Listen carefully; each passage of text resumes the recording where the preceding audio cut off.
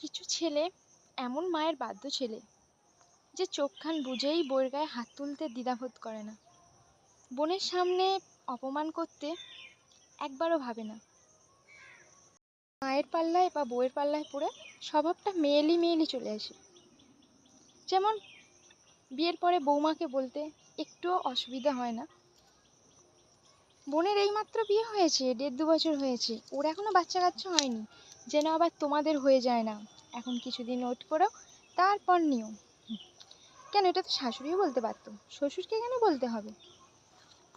বাইরে গেলে সব সময় খোঁজ, মানে ফোনের পর ফোন, কে বাড়িতে এসেছে, কতক্ষণ আসছে, কি বলেছে, তার সামনে কে কে আছে, আর কেন, কি কি বৃত্তান্ত, পাড়ার মেয়ে কোথায় যাচ্ছে, কি হয়েছে, বউ কার সাথে কথা বলছে, পাশের বাড়ির বউ কেন আসছে, কি নিয়ে আলোচনা হচ্ছে, আজকে অমাবস্যা, কালকে পূর্ণিমা, কালকে একাদশী দ্বাদশী, সব খোঁজ এরকম মেয়েলি পুরুষদের মধ্যে থাকে।